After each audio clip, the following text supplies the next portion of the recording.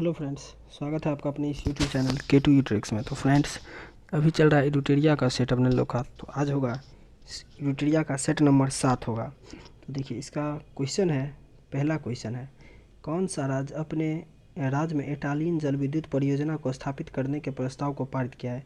तो ये होगा अरुणाचल प्रदेश। और अरुणाचल प्रदेश कौन नदी पे है? तो दिबांग नदी पे। उसके बाद है क्वेश्चन नंबर 2, भारत के रक्षा मंत्री श्री राजनाथ सिंह को किस देश ने तेजस नामक सफ़ेद घोड़ा उपहार दिए हैं? तो ये होगा मंगोलिया। और मंगोलिया का राजधानी है उलन बटोर। उसके बाद देखिए, क्वेश्चन नंबर 3 है, सर्कल नामक नई सुविधा देने वाला सोशल मीडिया प्लेटफॉर्म है? तो ये होगा ट्विटर है। उसके बाद है question number, electronic bank guarantee जारी करने वाला भारत का पहला बैंक कौन सा है? तो यह HDFC। और उसका स्थापना जो हुआ था 1994 में हुआ था, 1994। उसके बाद है 5, हाल के दिनों में चर्चा में रहा मून लाइटिंग शब्द का संबंध किस क्षेत्र से है? तो मून लाइटिंग का है रोजगार से। और देखिए, इसका क्या मतलब होता है मून लाइटिंग का? इसका मतलब होता है कि एक कर्मचारी रहेगा और 2 कंपनी में काम करेगा एक साथ, उसी को मून लाइटिंग बोलेंगे। उसके बाद है 6, एक्सरसाइज काकाडू 2022 का आयोजन किन 2 देशों के मध्य आयोजित किया था? भारत और ऑस्ट्रेलिया के बीच। और ये थे नौसेना अभ्यास था, नौसेना। उसके बाद है क्वेश्चन नंबर 7, भारत की पहली नाइट स्काई सेंचुरी कहाँ स्थापित की जा रही है? तो ये हो जाएगा लद्दाख। और यहाँ का उपराज्यपाल है BD मिश्रा, BD मिश्रा। उसके बाद है क्वेश्चन नंबर 8, पद्मश्री पुरस्कार से सम्मानित रामचंद्र मांझी का हाल ही में निधन हुआ, उनका संबंध किस क्षेत्र से है? तो ये हो लोक नृत्यक है रामचंद्र मांझी। और 97 वर्ष की अवस्था में, कितना, 97 वर्ष की अवस्था में वो मर गए थे। उसके बाद है क्वेश्चन नंबर 9, हाल ही में अर्जुन अवार्ड जीतने वाले पहले भारतीय क्रिकेटर का निधन हो गया, उनका नाम क्या था? तो ये था सलीम दुर्रानी, क्रिकेटर थे ये। उसके बाद है क्वेश्चन नंबर 10,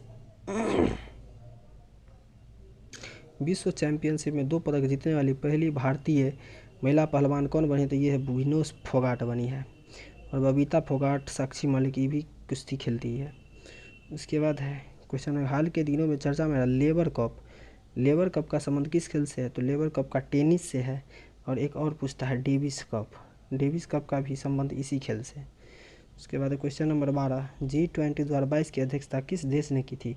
तो 2022 के किया था इंडोनेशिया, और 2023 का करेगा भारत करेगा। उसके बाद है question number 13, world air quality report द्वारा किसके अनुसार सबसे प्रदूषित देश कौन है? तो बांग्लादेश। और राजधानी पूछेगा तो नई दिल्ली राजधानी। उसके बाद है क्वेश्चन नंबर 14, बजट 2023-24 के अनुसार भारत श्री की स्थापना की घोषणा की गई, इसका संबंध है? तो ये होगा प्राचीन शिलालेखों के डिजिटलीकरण से। उसके बाद है क्वेश्चन नंबर 15, बजट 2022-23 में किए गए घोषणा के अनुसार भारत 2030 तक कितना गीगावाट सौर ऊर्जा का लक्ष्य प्राप्त करेगा? तो ये है 280। और ये कौन सा ऊर्जा है? देखिए, सौर ऊर्जा ये है। और अक्षय ऊर्जा का है 500, अक्षय ऊर्जा 500 गीगावाट अक्षय ऊर्जा का, वो भी है 2030 तक। उसके बाद है 16, कर्नाटक सरकार ने किस तिथि को प्रेरणा दिवस के रूप में मनाने की घोषणा की? तो ये होगा 17 मार्च। और पुनीत राजकुमार की पुनीत राजकुमार के पुण्यतिथि पे। उसके बाद है 17, भारत वन रिपोर्ट द्वारा किसके अनुसार भारत का वनावरण है? तो ये होगा 21.71% होगा। उसके बाद 18, 2022 में कितने समुद्री तट को ब्लू फ्लैग लिस्ट में शामिल किया गया? तो ये होगा 2। और ब्लू फ्लैग लिस्ट में कुल कितना है? 12 है, कुल 12। उसके बाद है क्वेश्चन नंबर 19,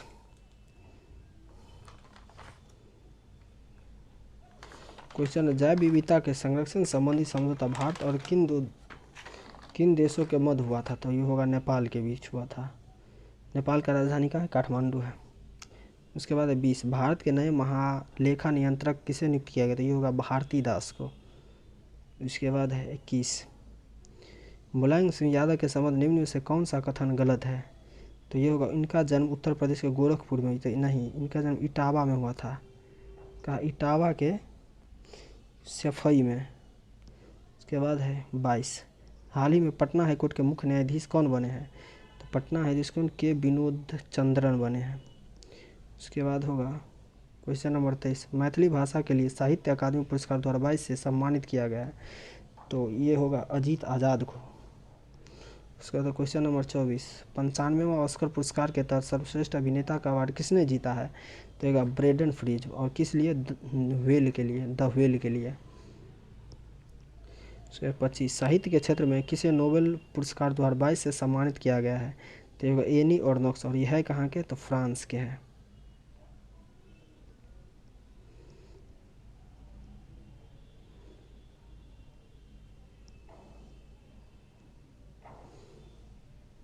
फ्रांस के है ये। उसके बाद है 26, पैडा पद्धति क्या है, तो यह पैडा पद्धति क्या है, तो ये है जंगल काटकर सूखे छोड़ने को, यही है पैडा पद्धति। और पैडा पद्धति को झूमिंग कृषि भी कहते हैं। ये जो 1-2 महीना के लिए छोड़ देता है काट के, उसे तो पैडा पद्धति। महादेव पहाड़ी किसका भाग है, तो ये होगा सतपुरा का। और पूछेगा सतपुरा किन दो नदियों के बीच है, तो नर्मदा और ताप्ती नदी के बीच है। महादेव पहाड़ी इसी का भाग है। और एक और पूछता है जो पंचमढ़ी पहाड़ी इसी का भाग है। उसके बाद है 28, दक्कन का पठार किस काल में निर्मित हुआ था, तो यह क्रीटेशियस, और ये सबसे बृहत है, क्या है, बृहत है। उसके बाद 29, बिहार के कितने जिलों से होकर गंगा नदी प्रवाहित होती है, तो ये होगा 12। और सबसे कम होता है जो समस्तीपुर में, सबसे कम गंगा नदी, और सबसे ज़्यादा पटना में। उसके बाद है क्वेश्चन नंबर 30, भारत में एग्रो इकोलॉजिकल जोन्स की संख्या कितनी है, तो ये होगा 21 है। उसके बाद है क्वेश्चन नंबर 31, प्रादेशिक विभाजन के दृष्टिकोण से नेपाल हिमालय की कुल लंबाई कितना है, तो 800 है नेपाल हिमालय। उसके बाद पूछेगा पंजाब हिमालय, तो ये पंजाब हिमालय का 560 हो जाएगा। उसके बाद हो जाएगा कुमायूं का, पूछेगा तो 320 हो जाएगा कुमायूं, ये हो जाएगा पंजाब। और पूछता है असम का हो जाएगा 720।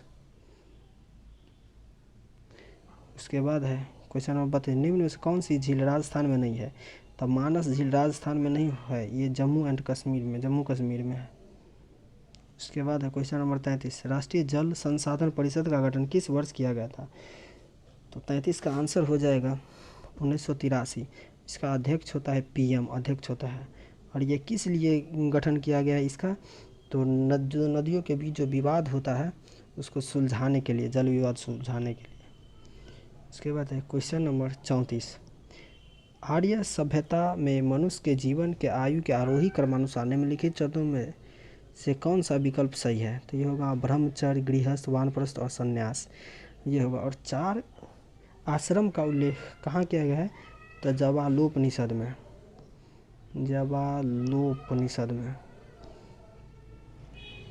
उसके बाद है क्वेश्चन नंबर 35, गुप्त वंश के किस शासक को लिच्छवी दाहुत्र कहते हैं, तो लिच्छवी दाहुत्र कहते हैं समुद्रगुप्त को। और इसका देखिए, इसकी माता का नाम थी कुमार देवी।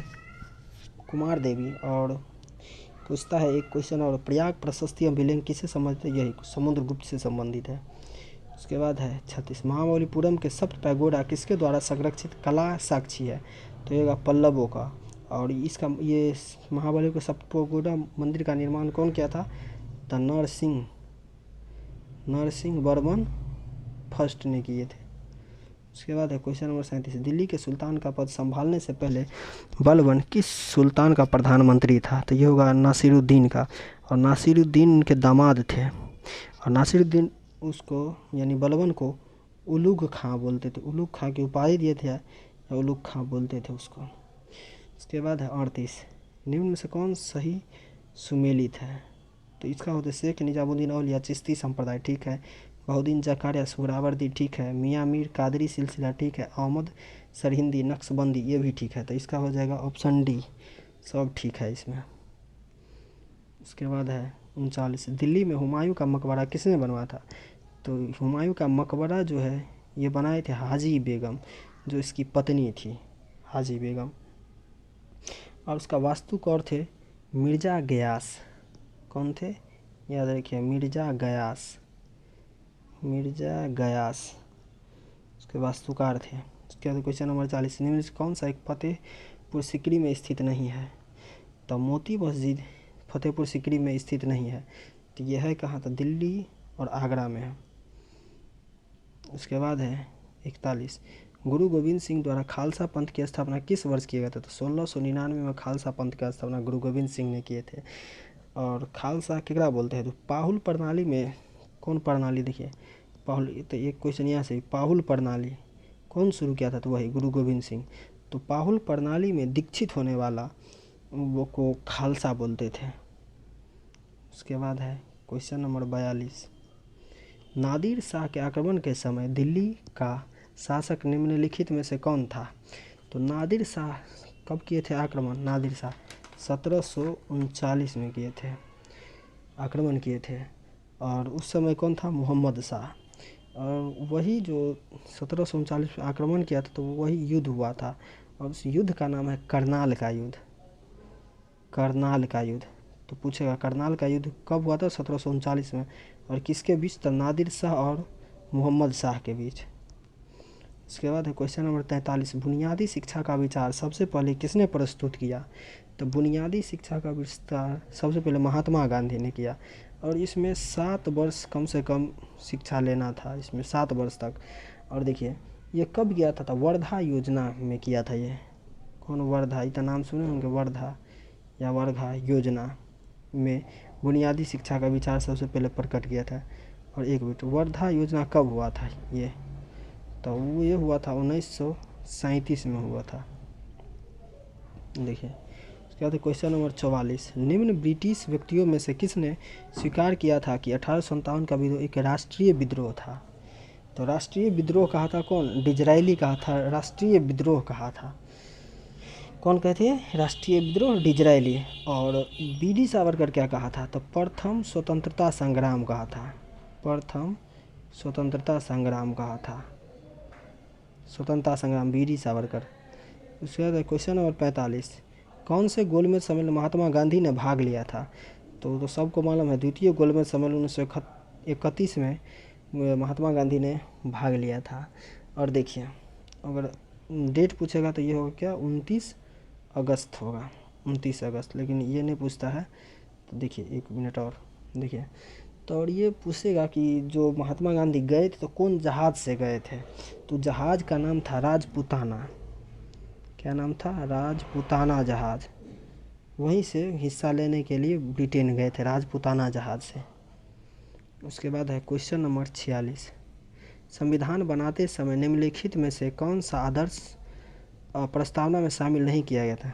तो ये सब है को मालूम है, ये समाजवादी। तो ये कब जुड़ा? तो वही 42वां संविधान संशोधन 1976 में जोड़ा गया है। और देखिए 42वां संविधान संशोधन कब हुआ था? ये नहीं याद रहेगा तो देखिए 4 2 कितना है? 6, तो इसके लास्ट में 6 है। और देखिए ये 47, संपत्ति के अधिकार को मौलिक अधिकार की सूची में से किसके शासनकाल के दौरान हटाया गया था? तो ये होगा मोरारजी देसाई के शासनकाल में। और ये कब हुआ था? देखिए अभी एक कौन बताइए, कौन? 44वां संविधान 42वां, तो 4 2 कितना हुआ था? 6, तो 1976 में।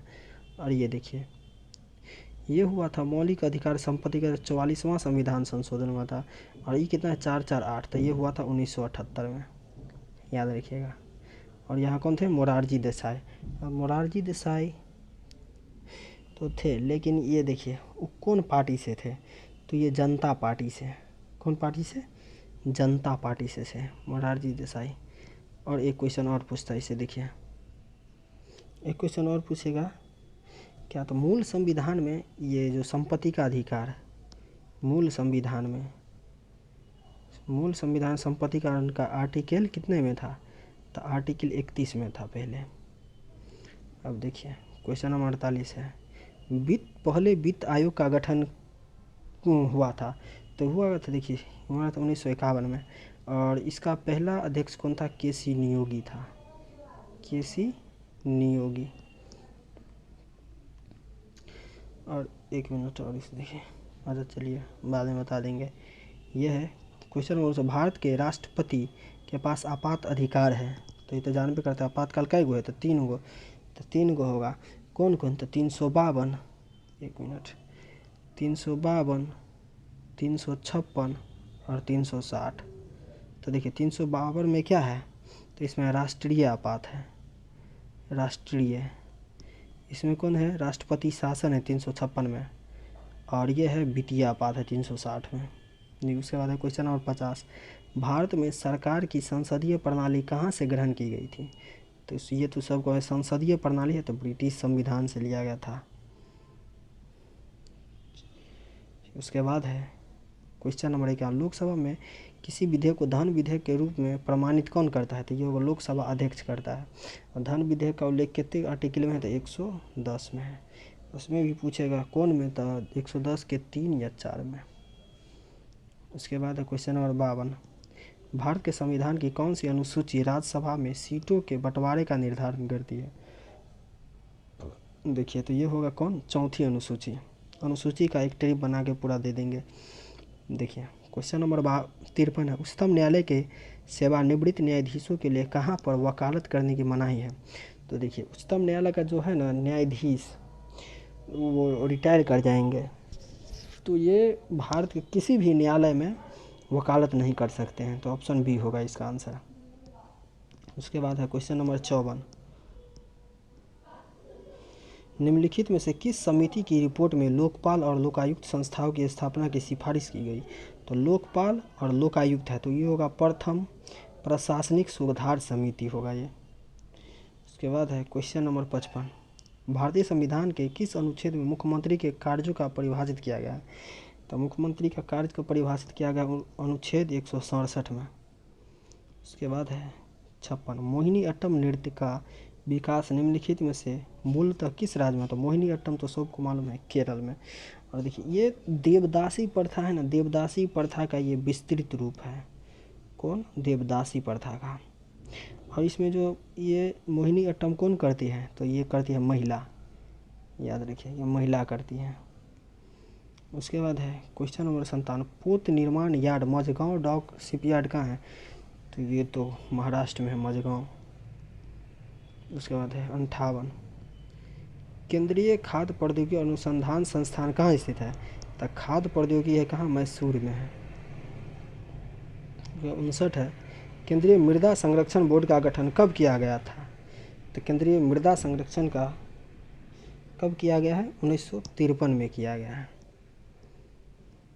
उसके बाद है 60, निम्न में से किस देश के संसद का नाम राष्ट्रीय पंचायत है। तो सबको याद है नेपाल का है राष्ट्रीय पंचायत। उसके बाद है देखिए भूटान, भूटान का है तसोंगडू, तसोंगडू। मलेशिया का क्या है, तो मलेशिया का दीवान निगारा है, क्या है, दीवान, दीवान निगारा। उसका है मालदीव, तो मालदीव का है मजलिस, याद रखिएगा। उसके बाद है 61, कार्टाजेना प्रोटोकॉल का संबंध है। तो कार्टाजेना प्रोटोकॉल का संबंध है जैव सुरक्षा समझौते से, और ये कब लागू हुआ था। तो 2003 से लागू हुआ था। कब, 2003 से कार्टाजेना प्रोटोकॉल लागू हुआ था। उसके बाद है क्वेश्चन नंबर 62, गैस जो धान के खेत में उत्सर्जित होती है तथा भूमि के तापमान में वृद्धि करती है वो है, तो होगा मीथेन।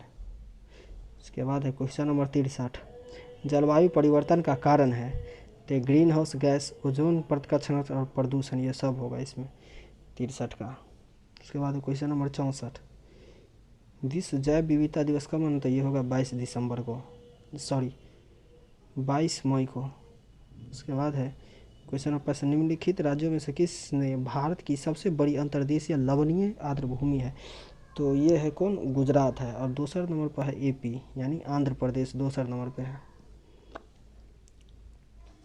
उसके बाद है क्वेश्चन नंबर 66, क्वेश्चन नंबर 66, निम्नलिखित में से किस राशि के लिए कोई मात्रक नहीं है। तो अपेक्षित घनत्व का कोई मात्रक नहीं होता है। उसका घनत्व का होगा केजी पर मीटर क्यूब होगा। बल का तो जानते हैं न्यूटन। और संवेग का क्या होगा, तो संवेग का होगा केजी मीटर प्रति सेकेंड। उसके बाद है 67, निम्नलिखित में से किस मामले में कोई कार्य नहीं होता है। तो देखिए एक गधा अपनी पीठ पर वजन लेकर चल रहा है, इसमें कोई कार्य नहीं होगा। उसके बाद है 68।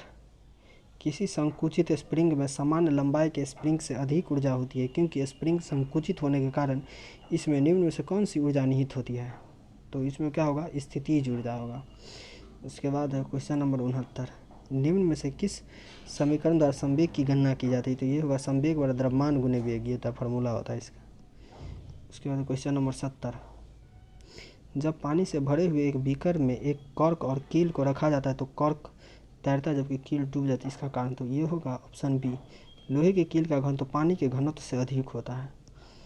उसके बाद है क्वेश्चन नंबर 71। निम्नलिखित में से कौन सी विद्युत चुंबकीय तरंगें नहीं है? तो विद्युत चुंबकीय तरंग नहीं, इंफ्रारेड नहीं होगा, ये होगा अल्ट्रासाउंड। ये विद्युत चुंबकीय तरंग नहीं है। तो विद्युत चुंबकीय तरंग कौन कौन है? तो रेडियो, इंफ्रारेड, माइक्रोवेव और है कौन? दृश्य प्रकाश और कौन है? 2-3 को और बोलते हैं, देखिए और कौन है? एक्स किरणें और एक और होगा गामा किरणें। ये सब है विद्युत चुंबकीय तरंग है। इसके बाद क्वेश्चन नंबर 72। निम्न से कौन सा कथन सत्य है? ध्वनि का वेग होता है, देखिए सर्दियों की तुलना में गर्मियों में अधिक होता है। और ये देखिए वायु में जो है ना 1 डिग्री सी ताप बढ़ने पर, कितना? 1 डिग्री सी ताप बढ़ने पर ध्वनि की चाल में है ना जो 0.61 मीटर प्रति सेकेंड वो भी बढ़ जाती है इसी कारण। देखिए क्वेश्चन नंबर 73। जब प्रकाश एक सघन माध्यम से विरल माध्यम में प्रवेश करते तो इसकी गति पर क्या प्रभाव पड़ती? तो ये होगा बढ़ती है। उसके बाद क्वेश्चन नंबर 74। किसी यौगिक की सबसे छोटी संभव इकाई को क्या कहते हैं? तो ये होगा तो अणु होगा। उसका देखिए 75 है। निम्नलिखित कौन सी अधातु है जो तरल अवस्था में मौजूद है? तो अधातु है, ये याद रखिएगा। अधातु होता है ब्रोमीन, अधातु होता है पारा। और ये कौन है? ब्रोमीन है, हैलोजन तत्व है, याद रखिए हैलोजन श्रेणी का है। इसका परमाणु क्रमांक कहते हैं 35। उसके बाद है क्वेश्चन नंबर 76।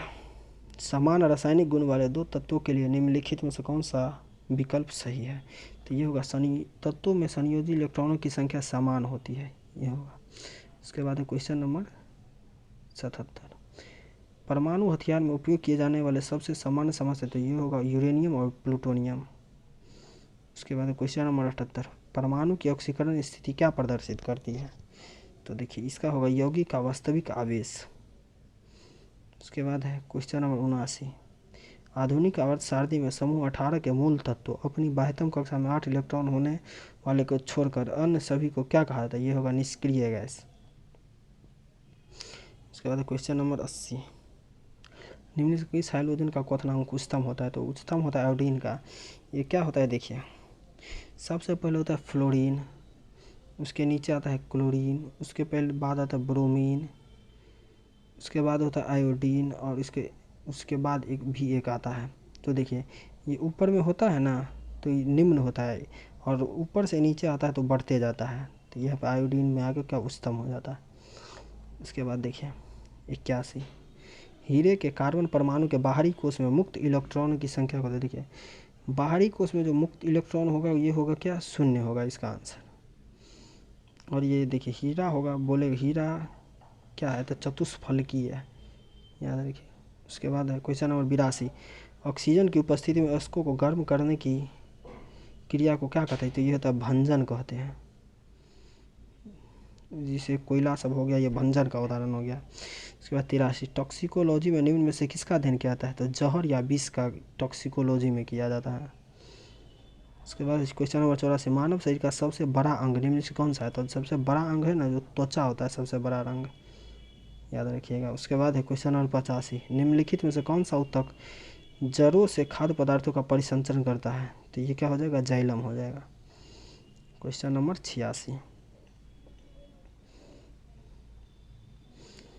क्या है? निम्नलिखित कौन सा समरूप है? तो समरूप अंग और लॉबस्टर की पूंछ और व्हेल का फल हो गया क्या? समरूप अंग हो जाएगा।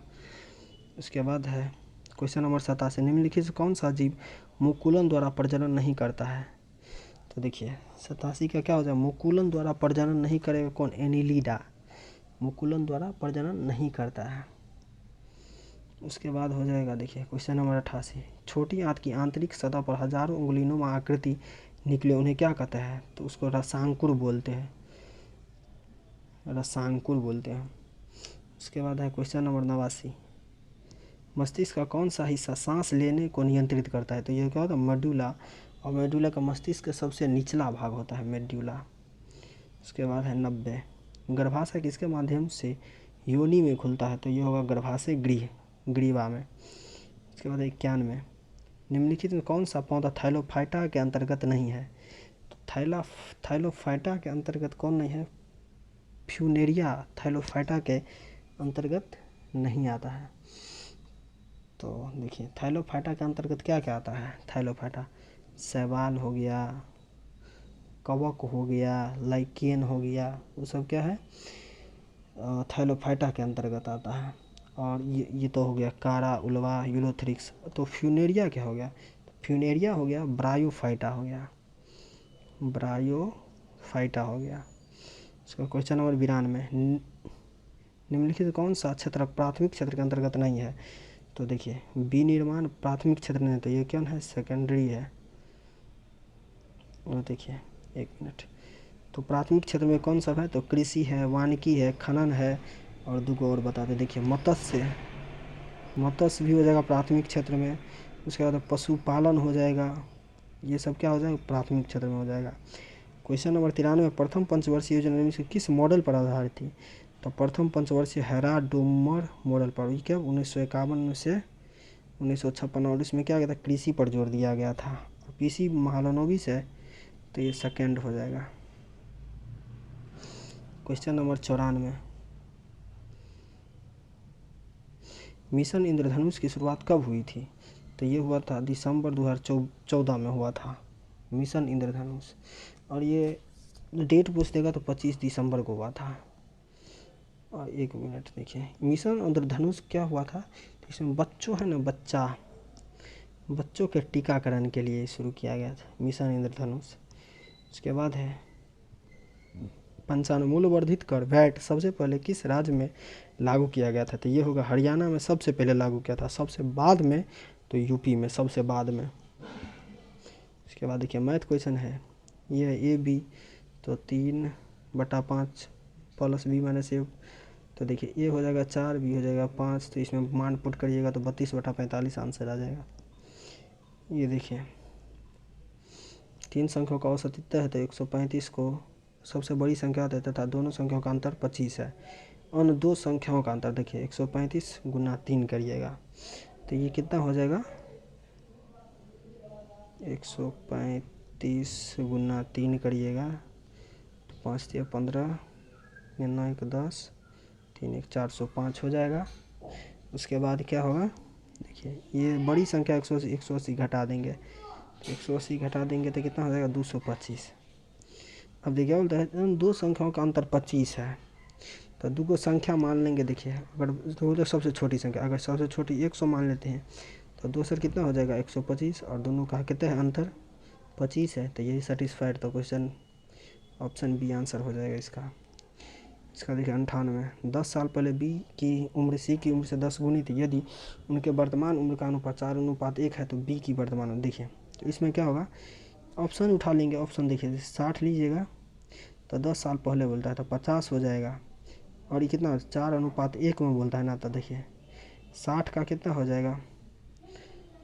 4, 15, 60:15, तो 15 चौका 60, हाँ 4:1 हुआ। तो देखिए इसमें कितना 10 साल घटाएंगे तो ये कितना हो जाएगा? 50 हो जाएगा, और ये कितना हो जाएगा? 5। तो अब देखिए 5 9 50, 10 गुना हो गया, तो ये सेटिस्फाइड कर गया, तो ऑप्शन सी। देखिए 99 है, कुछ आदमी किसी काम को 40 दिनों में कर सकते हैं, परंतु 10 व्यक्तियों के आ जाने से काम 30 दिनों में ही समाप्त हो गया। प्रारंभ में कुल कितने आदमी थे? तो देखिए इसको बनाते हैं। देखिए पहले कितना था? कुछ आदमी था, तो एक्स मान लेंगे, उसको कितना 40 दिन में। उसके बाद कितना 10 आदमी आता, तो एक्स था, उसके बाद 10 आदमी आ गया, तो कितने दिन में समाप्त हो गया? 30 दिन में। देखिए अब 40x बराबर कितने हो जाएगा? 30x + 300, ये ई बगल आएगा तो कितना हो जाएगा? 10x बराबर 300। ये हो जाएगा x बराबर कितना हो जाएगा 30। तो प्रारंभ में कितने था x से निकालना है तो x कितना 30, इसका ऑप्शन बी हो जाएगा। उसके बाद है 101 रुपये में 3 के हिसाब से टॉफियाँ खरीदी जाती थी। 50% लाभ प्राप्त करने उन्हें कितना, पहले देखिए कितना 1/3 और 50% है तो 150 कट जाएगा। 3 5 6 15 5 2 10 1/2 हो गया तो 1 रुपया हो गया। क्या कितनी टॉफियाँ, तो 2 को टॉफियाँ हो जाएगा, आंसर भी 1। तो फ्रेंड्स अगर इसका बहुत विश्लेषण पूरा एकदम सटीक विश्लेषण किए तो देखिए अगर अच्छा लगा हो तो चैनल को सब्सक्राइब कर दीजिएगा और शेयर ज़रूर कर दीजिएगा। जय हिंद, धन्यवाद।